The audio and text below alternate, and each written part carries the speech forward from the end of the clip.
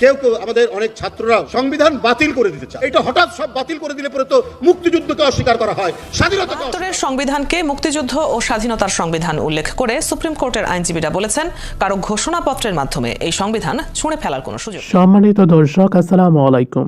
আরেকটি নতুন ভিডিওতে আপনাদের স্বাগতম। আরেকটি গুরুত্বপূর্ণ ভিডিও নিয়ে আপনাদের সামনে হাজির হলাম, তাই না টেনে পুরো ভিডিওটা দেখার অনুরোধ রইল। আর আপনি যদি এই চ্যানেল নতুন হয়ে থাকেন তাহলে চ্যানেলটিকে সাবস্ক্রাইব করে রাখবেন এরকম আরো নতুন নতুন ভিডিও পাওয়ার জন্য। চালানোর জন্য আমাদের একটা সংবিধান প্রয়োজন দরকার ছিল। সেক্ষেত্রে সেই মুক্তিযুদ্ধের পরের সংবিধানকে তো আমরা অস্বীকার করতে পারবো না, মুক্তিযুদ্ধকে তো আমরা অস্বীকার করতে পারবো না। একটা জাতি জীবনে একবারই স্বাধীন হয়, ৭১ আমাদের জন্ম হয়েছে।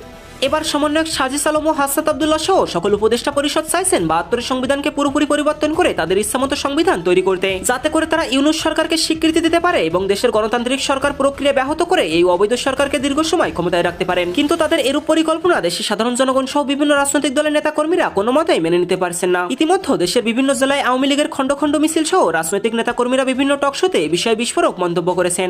৭২-এর সংবিধান হলো আমাদের স্বাধীনতা যুদ্ধের আউটকাম, আমাদের মুক্তিযুদ্ধের আউটকাম। এর মাধ্যমে এরা আসলে মুক্তিযুদ্ধকে ডিফেম করতে চায়। তারা চায় এটা, যারা নাকি মুক্তিযুদ্ধের তখন বিরোধিতা করেছিল তারাই চায়।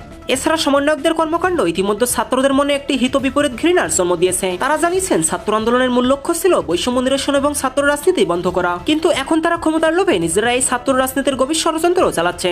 আন্দোলনের সময় ছাত্র রাজনীতি নিষিদ্ধ নিয়ে সোচ্চার থাকলেও নিজেরাই রাজনৈতিক দল খুলতে যাচ্ছে সমন্বয়করা। সমন্বয়কগণদের নতুন রাজনৈতিক দলের সবচেয়ে বড় অংশীজন হতে যাচ্ছেন শিক্ষার্থীরা। সমন্বয়কদের হাতে যদি দেশ দিয়ে দেওয়া হয় তাহলে আমাদের দেশ অনেক ক্ষেত্রে পিছিয়ে পড়বে, কারণ অনেক বড় বড় সিদ্ধান্ত হয়তো তারা নিতে পারবে না।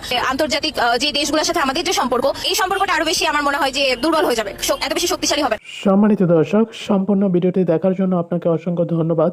ভিডিওটি ভালো লাগলে একটি লাইক দিয়ে আপনার বন্ধুর সাথে শেয়ার করতে পারেন।